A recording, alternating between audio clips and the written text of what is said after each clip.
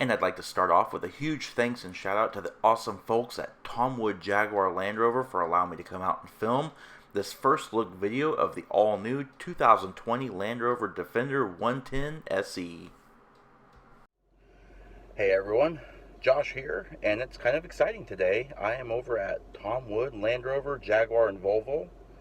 Today they have a pre-production prototype of the brand new 2021 Land Rover Defender. The pre-production vehicle I'm in is in a mid-level SE, so it doesn't have all the options or anything like that, but we're going to do a walk-around tour of this vehicle. It's brand new. Can't drive it or anything like that. Like I said, it's pre-production, but at least I'm able to get some really cool exterior and interior shots. So in today's video, we'll be looking at the 2021 Land Rover Defender SE.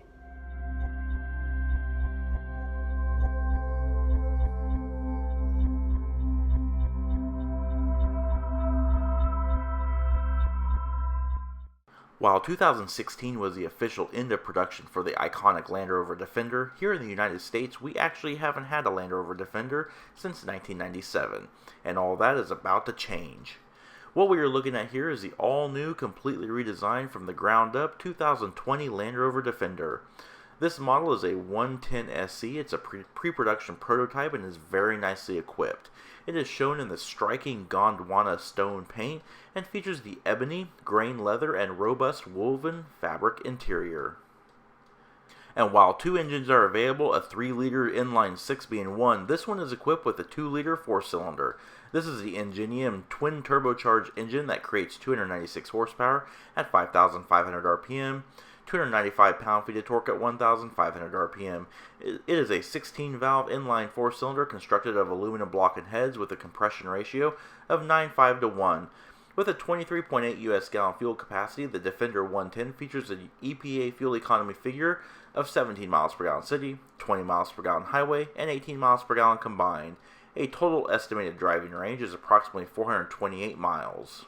Sorry manual gearbox lovers, the sole available transmission is a ZF Source 8HP45 8-speed automatic paired with a 2-speed transfer case. The variable drive mode select and driver controlled ride height controls are also equipped. As one would expect, the Defender is an exceptional off-road performer. With a wheelbase of 118.9 inches and an overall length of 197.6 inches, the Defender carries an 8.6-inch ground clearance, an approach angle of 30.1 degrees, a departure angle of 37.7 degrees, and a ramp breakover angle at 22 degrees.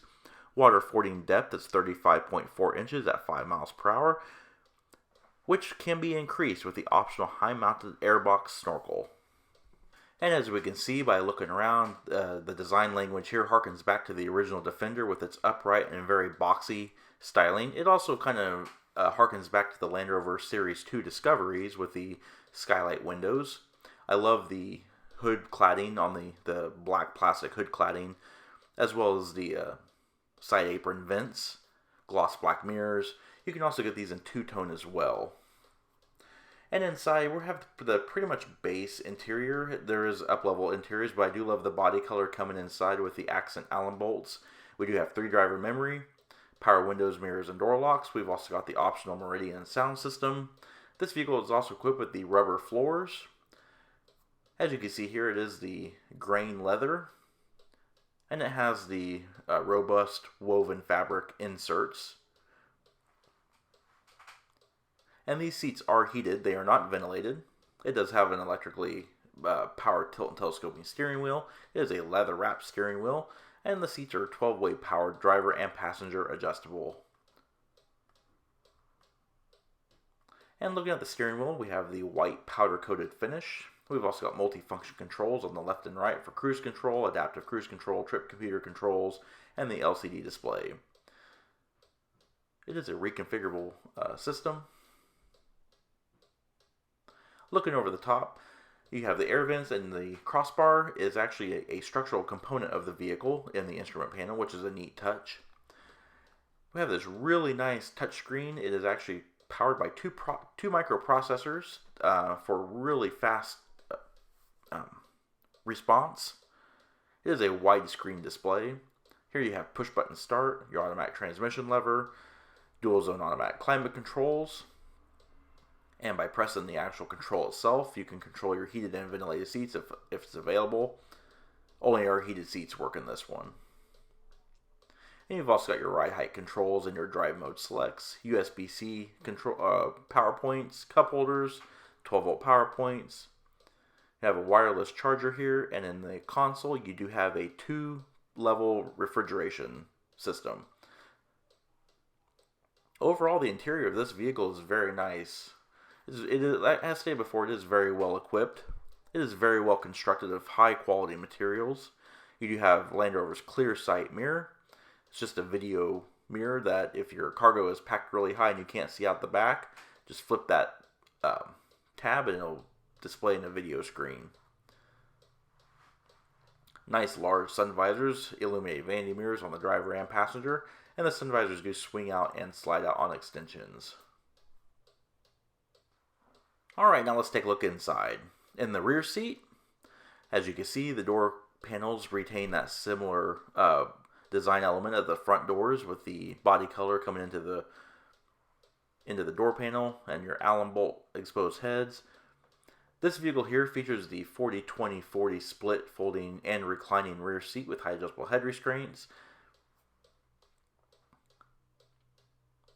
Overhead, you have overhead adjustable vents and the overhead skylight windows. You've also got a fold-down center armrest with exposed cup holders. Overall, the rear seat is actually very nice. Here's part of your rear seat hooks and USB power points. Rear seat climate vents. You've also got dual zone climate control back here for rear passenger ventilation. You've also got two 12-volt power points and two USB power points. Overall, the interior is actually a very nice place to be. It is pretty neat to see that this vehicle can be equipped with a third center seat up front, with a jump seat and third row seats in the back.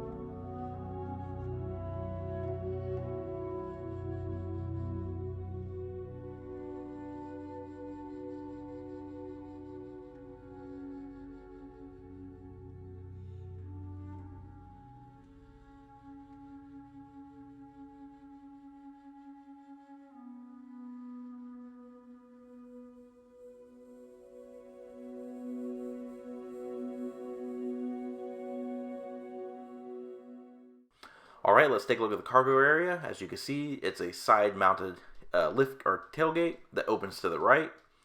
Got a nice big door pocket, very typical Land Rover. And a very nicely equipped flat cargo area. Tons of different features, grocery bag hooks, LED lighting, power points, tie-down hooks.